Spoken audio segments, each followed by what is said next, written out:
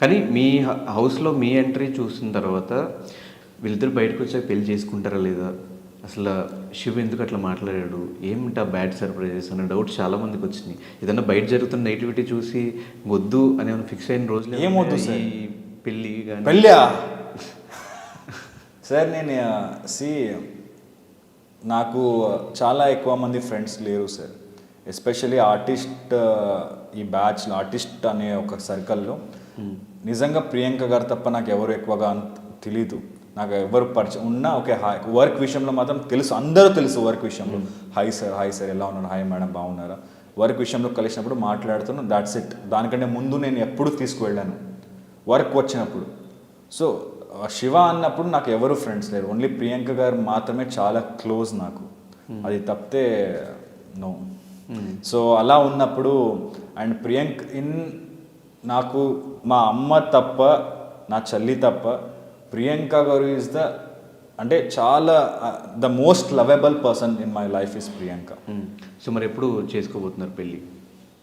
Sir time ఇవ్వండి sir, అంటే అంటే పెళ్ళి అంటే చాలా పెద్ద విషయం. పెళ్ళి అయినప్పుడు నాకు వేరే వాళ్ళలాగా పెళ్ళి అయింది ఒక 2 years 3 years తర్వాత బేబీని ప్లాన్ చేద్దాం అలాంటి విషయం కాన్సెప్టే లేదు నాకు. పెళ్ళి అయిపోయిన తర్వాత ఈ ఏజ్లో అండ్ ఇది అయిపోవాలి. సో అది ఒక పెద్ద రెస్పాన్సిబిలిటీస్ వస్తాయి లైఫ్లో. పెళ్ళి అంటే ఒక very big responsibility in life. So అది తీసుకోవాలంటే నా ఊహలో నేను ఇంకా చాలా ఎదగాలి, సంపాదించాలి, సెటిల్ అవ్వాలి.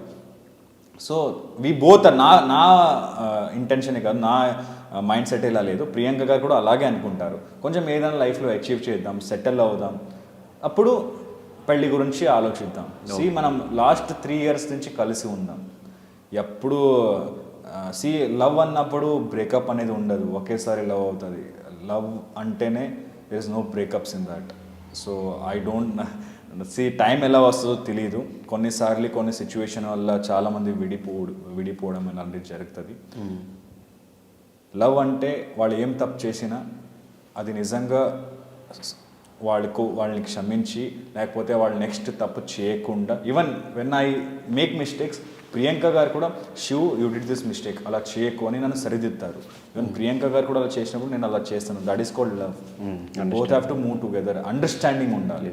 సో ఐ అండర్స్టాండ్ ప్రియాంక గారు అ లాట్ అండ్ ప్రియాంక గారు understands me a lot. That's enough.